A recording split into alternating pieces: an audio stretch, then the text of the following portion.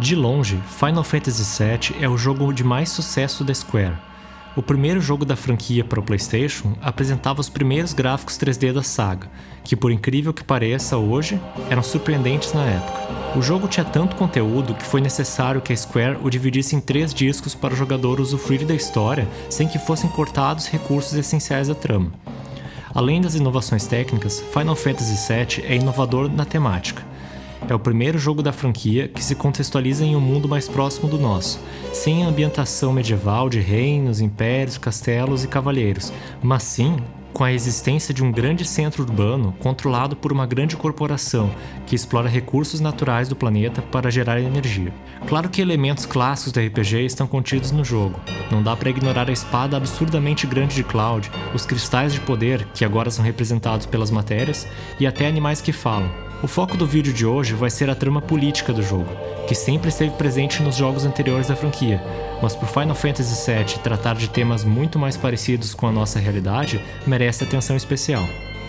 Quem já jogou os primeiros minutos do jogo já sabe que a jornada começa com Cloud fazendo um trabalho de mercenário para Avalanche, um grupo de ativistas que luta contra a mega corporação Shinra, com um discurso ambientalista focado na preservação da vida no planeta.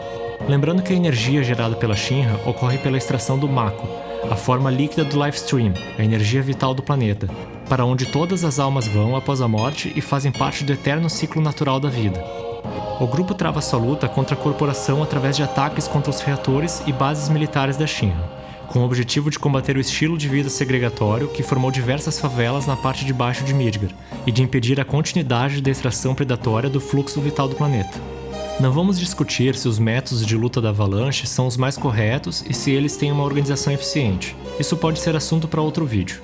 A questão é que a causa pela qual a Avalanche luta é mais do que nobre e que toda a injustiça social materializada em Midgar e os conflitos com outras populações que ocorrem na compilação de Final Fantasy VII foram causados pela ganância dos plutocratas da Shinra.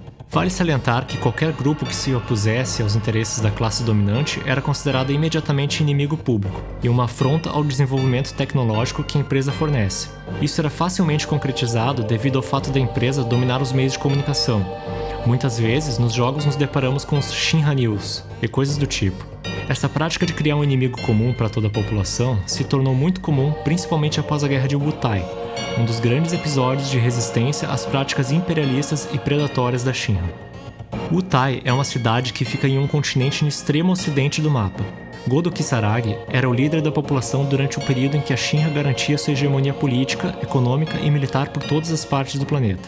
Godo era contra o estilo de vida implementado nas cidades que adotaram a utilização da energia Mako. A população da região também rejeitava a construção de reatores, pois a sua cultura não tolerava que o planeta fosse agredido de tal forma com a extração de sua energia vital. Porém, a Shinra decidiu que iria ocupar a região a qualquer custo para iniciar suas atividades econômicas no novo local. A população de Wutai resistiu, gerando uma guerra. Diversos soldados de elite da Shinra foram enviados à batalha na cidade, incluindo Zack e Sephiroth. A população nativa decidiu que não iria usar a força de armas, máquinas e qualquer equipamento que utilizasse energia Mako, para não acabar financiando o inimigo que monopolizava o ramo, e também trair suas crenças ancestrais. A guerra durou cerca de 10 anos, e muito sangue foi derramado, incluindo o marido de Elmyra, futura mãe adotiva de Aerith, como podemos ver em flashback do jogo. A Shinra se sai vencedora, porém de tão catastrófica que foi a guerra e de tão grande que foi a devastação do território, fez com que a empresa não construísse um reator na região. As atividades econômicas de Wutai foram severamente abaladas, fazendo com que a cidade fosse reduzida a um mero point turístico para habitantes de regiões mais ricas do planeta visitarem. Após a guerra, outro foco de resistência surgiu, a Avalanche. Dessa vez, não se tratava de uma cidade ou população específica, mas de um grupo que recrutava membros de todas as partes do planeta.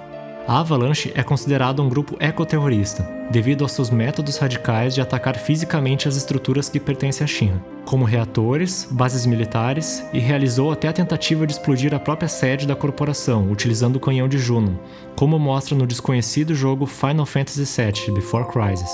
Não foi difícil para a Shinra criar um grande mecanismo de propaganda anti-Avalanche, sendo o grupo considerado agora um novo inimigo número 1 em domínios da Shinra.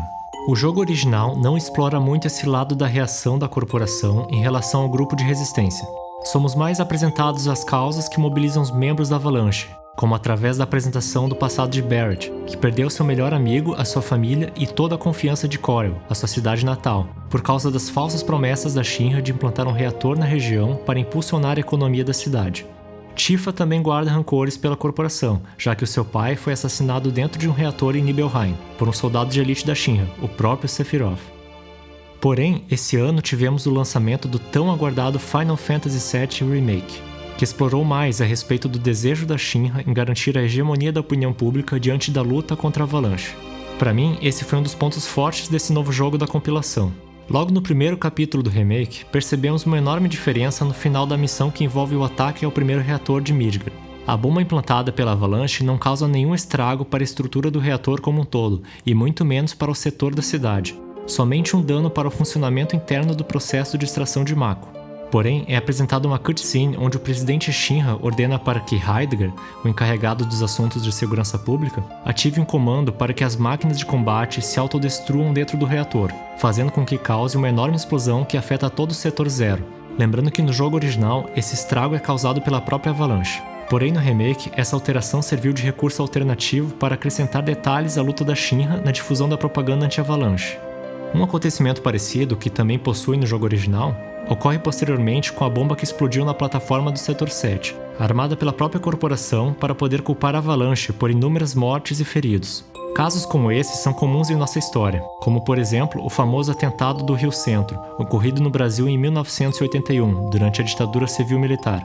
Durante um evento de comemoração ao Dia dos Trabalhadores no Centro de Convenções do Rio Centro, 2 agentes do Exército iriam armar bombas no pavilhão onde ocorria a comemoração, para depois culpar os movimentos de esquerda pelo ato e impedir a lenta abertura democrática que estava em curso no país. A armação foi um fracasso e a bomba acabou explodindo dentro do carro dos 2 militares, ferindo gravemente um deles e matando o outro. Mesmo assim, o SNI, Serviço Nacional de Informações, culpou grupos de esquerda pelo ato, dando voz aos movimentos do próprio governo militar que eram contra a abertura democrática. O remake ainda adiciona um poderoso elemento à trama política envolvendo essa luta, a conspiração Wutai Avalanche. Essa ideia era difundida pela própria Shinra através dos meios de comunicação e defendia a ideia de que a Avalanche estava trabalhando conjuntamente com o inimigo de guerra antigo da Shinra para acabar com a dominação da empresa e barrar todo o bem-estar que ela supostamente garantia para os cidadãos de Midgar. Essa teoria da conspiração foi amplamente aceita, já que ainda era recente a memória de Wutai como inimiga comum da Shinra e da população da cidade, sendo a Guerra de Wutai reconhecida como um grande mérito para o avanço da civilização moderna, e aqueles que lutaram na guerra são considerados heróis. Esse contexto nos permite trabalhar bastante o fenômeno de mito político, algo muito trabalhado por historiadores, sociólogos e antropólogos para compreender a sociedade contemporânea. Podemos compreender o conceito de mito político como trabalho contínuo em cima de uma divulgação de uma narrativa por parte de um certo grupo social, para dar sentido às suas experiências e práticas políticas. Nas civilizações antigas, as pessoas atribuíam significados religiosos às ações políticas ou militares das classes governantes, estando sempre elas justificando suas ações sob o viés divino. Ou também, as condições materiais das pessoas eram vistas sob a ótica mitológica. Se a colheita não estava boa, os deuses estavam furiosos. Porém, conforme o antropólogo Clifford Geertz, os mitos não deixaram de existir na política moderna, por mais que outras coisas banais tenham entrado nela. No caso da sociedade moderna, a religião deixou de ser a principal lente pela qual observamos a política. No entanto, ainda há uma mitologia trabalhada pelos governantes da classe dominante para justificar suas ações, inclusive símbolos de unidade nacional, como bandeiras, hinos e heróis nacionais. Sendo o mito político uma espécie de mapa ou lente pelo qual observamos e atuamos no mundo, muitas narrativas acabam por substituir o papel dos atores proféticos das religiões antigas, como oráculos e feiticeiros, que supriam uma necessidade de compreensão e entendimento do futuro que acabavam justificando ações políticas, militares e econômicas. Como, por exemplo, X ações devem ser tomadas para que tal coisa não aconteça. No mundo contemporâneo, temos diversos exemplos de discursos de tom profético dentro da política, que atribuem sempre a culpa de problemas sociais profundos a certos grupos, e quando estes forem erradicados, a sociedade pode voltar a viver em paz. Podemos citar alguns exemplos. O mito do declínio do Ocidente, que seria causado por certos grupos étnicos, muito difundida pelos nazistas na Alemanha e por grupos de extrema-direita hoje. Também temos a ideia do choque de civilizações, utilizada largamente contra as civilizações islâmicas para justificar as invasões no Oriente Médio, que possuem intenções econômicas sobre a rota e o mercado do petróleo. E um exemplo que esteve muito em voga durante a Guerra Fria e voltou com tudo atualmente. que é a carta coringa das discussões políticas de hoje, o perigo vermelho, como se tudo que tivesse de ruim em nosso país e no mundo fosse causado por associações e partidos comunistas que lutam contra o avanço da civilização ocidental. Esse tipo de narrativa foi muito trabalhada pelo presidente Shinra e seus subordinados em Final Fantasy VII Remake, fazendo com que toda a população acreditasse que o progresso prometido pela Companhia Elétrica estava sendo barrado por grupos anti-Shinra, associados com o antigo inimigo de guerra, sendo que, na verdade, a companhia não havia nenhum plano de progresso e assistência social para aqueles que moravam nas favelas de Midgar. Inclusive, se recusou a liberar verbas para a reconstrução do Setor 7 após a sua destruição, preferindo focar seus investimentos na construção de Neo Midgar, um novo projeto de metrópole que seria construído em um lugar lendário, sem provas concretas de sua existência, com abundância de Mako, chamado Terra Prometida. Há um momento no remake, antes da batalha contra o Airbuster no segundo reator, que o presidente Shinra se comunica com os membros da Avalanche, agradecendo por alimentarem um sentimento patriótico dos cidadãos, ao mesmo tempo que a teoria da conspiração Avalanche Wutai ficava mais famosa, tendo a filmagem da evasão do reator sido filmada, sem áudio, impedindo Barrett de expor a causa do grupo para quem estivesse assistindo. O presidente ainda explica que eles seriam executados ali pelo Airbuster, com toda a população assistindo. E com o grupo morreriam todas as angústias que o povo sentia, escancaradamente um bode expiatório para os imensos problemas sociais causados pela Shinra. Há alguns personagens charlatões, inclusive, que se aproveitam da atenção para tentar tirar um dinheiro de quem queria informações sobre essa suposta nova guerra, como fez Kyrie nas favelas do Setor 5, sendo uma propagadora nata de notícias falsas a favor da Shinra, conscientemente ou não. A política sempre está presente na arte, e com os jogos isso não poderia ser diferente. Aqueles que negam a política e a repudiam estão suscetíveis a cair em generalizações e discursos rasos de indivíduos que dizem ser os arautos da verdade e contra tudo o que há de mal por aí, sem refletir sobre as intenções políticas deles e a classe a qual eles pertencem. Como muitos já devem saber, os gregos tinham uma palavra para aqueles que não se interessavam pela política: idiotez, o indivíduo particular que é ignorante ao Estado, o idiota. A idiotice não vem da essência do indivíduo, mas sim da vontade daqueles que querem manter o status quo e fazem de tudo para que os reais problemas não sejam evidenciados. Bom, por aqui ficamos com mais um vídeo sobre Final Fantasy. Já deve ter notado que eu sou um pouco fã da franquia, né?